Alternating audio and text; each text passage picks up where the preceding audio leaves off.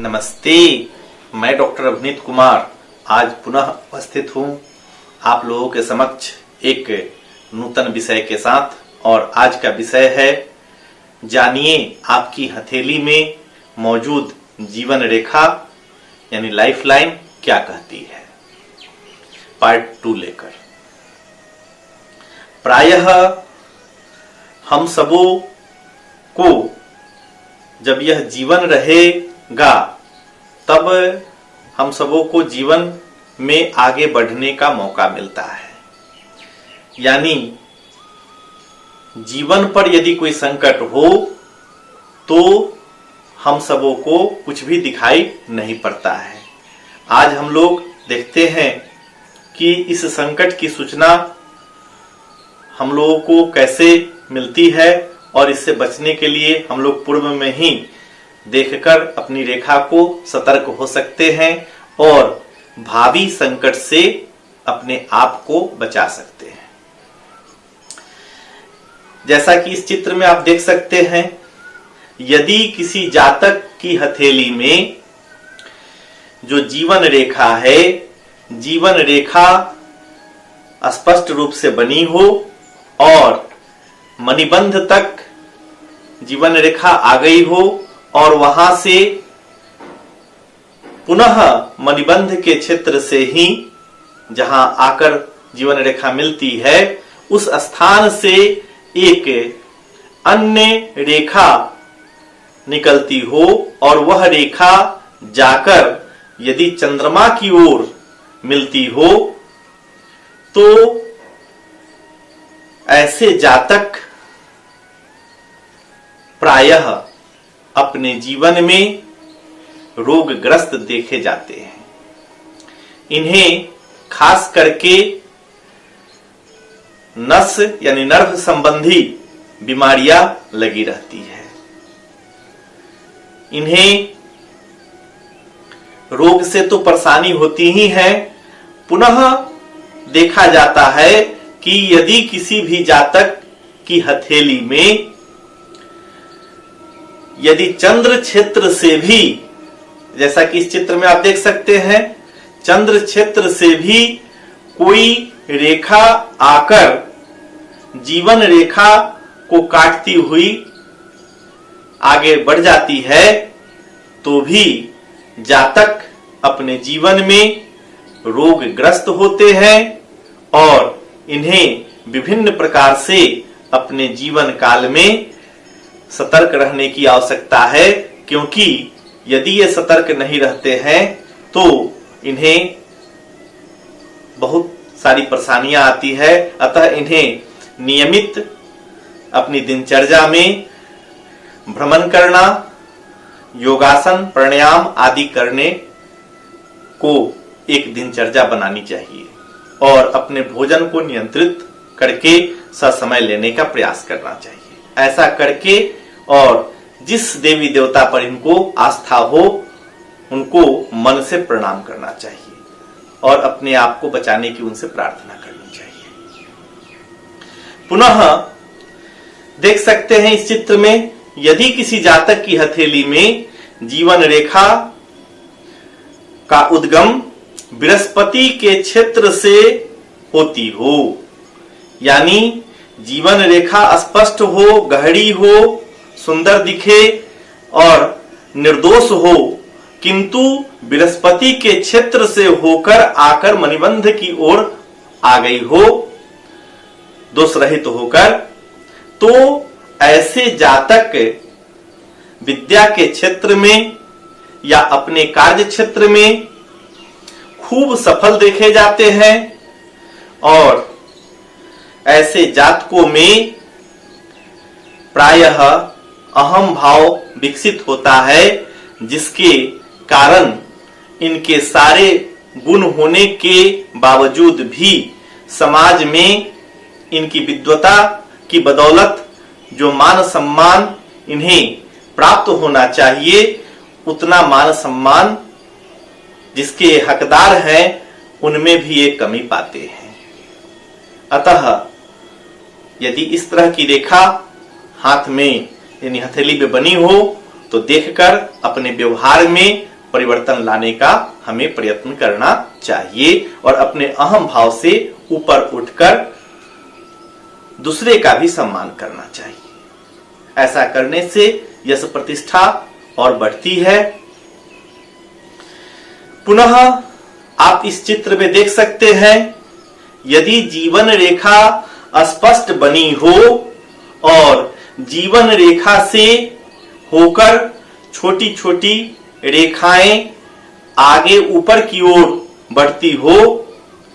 तो यह बड़ा ही शुभ संकेत हथेली में इसे समझना चाहिए, क्योंकि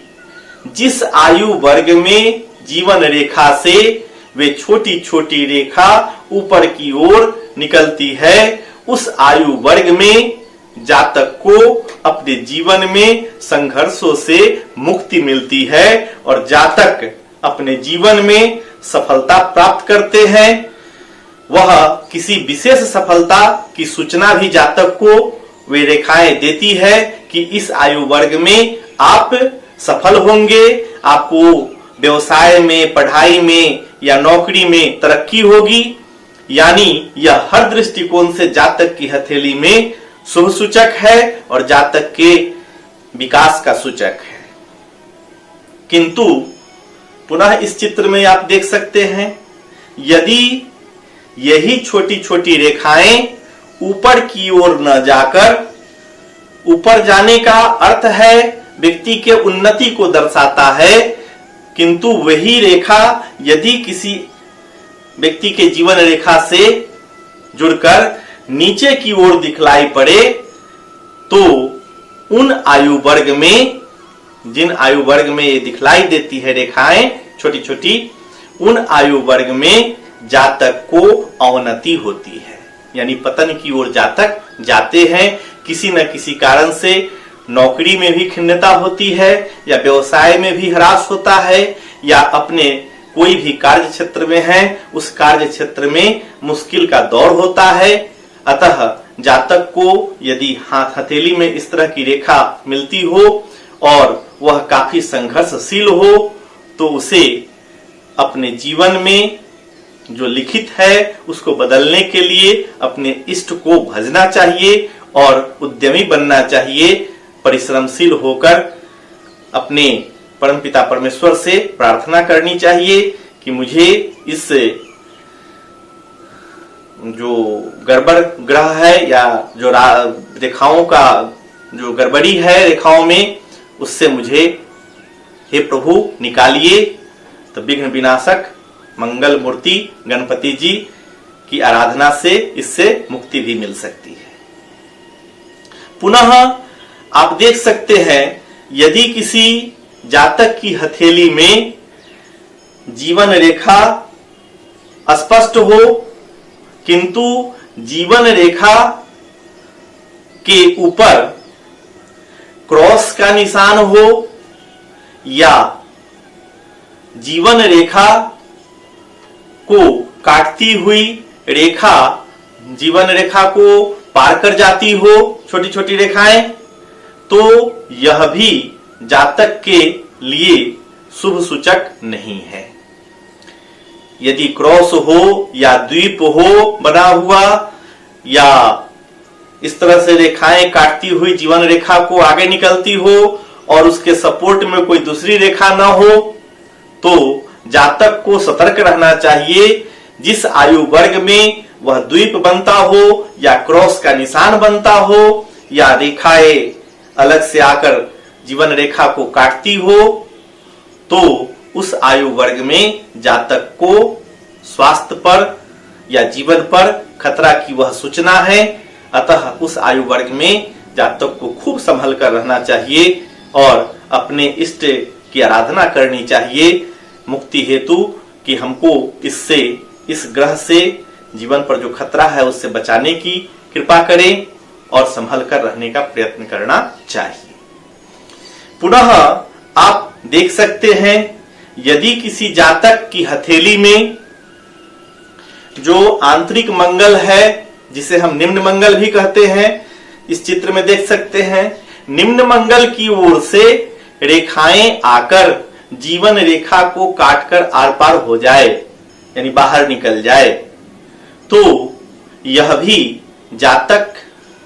की ओर संकेत करता है कि ऐसा जिस भी जातक की हथेली में है वह जातक अपने परिवार के प्रति चिंतित रहता है, अपने दायित्वों के निर्वहन को लेकर जो परिवार के प्रति उसके अंदर दायित्व है जिसे वह कुशलता पूर्वक ढंग से निर्वहन कर सके, इसलिए वह बराबर संशय में रहता है कि मैं कुशलता से अपने परिवार का भरण पोषण करूंगा या नहीं करूंगा, और अपने परिवार की ओर विस्तृत रूप से उसकी दृष्टि बदलती है कि मुझे जो दायित्व मिला है परिवार के प्रति उसका मुझसे ठीक से निर्वहन नहीं हो रहा है। अतः ऐसे जातक को भी अपने अंदर एक सकारात्मक ऊर्जा लाने की आवश्यकता है और चिंतन करने से नहीं बल्कि उस पर कार्य रूप देने से जीवन में सफलता मिलती है। इसलिए आज धीरे धीरे मैं प्रयास कर रहा हूं कि हर वह विषय जो जीवन रेखा से संदर्भित है आप लोगों के पास लेकर आऊं। यह मेरा प्रयास आप लोगों को कैसा लग रहा है? यदि अच्छा लगता हो तो लाइक करें, सब्सक्राइब कर ले और अपने मित्रों में अधिक से अधिक शेयर करें। और अगले भाग में मैं जीवन रेखा से संबंधित पार्ट 3 में पुनः महत्वपूर्ण बातों को लेकर उपस्थित रहूंगा। तब तक के लिए इजाजत चाहता हूं। नमस्कार।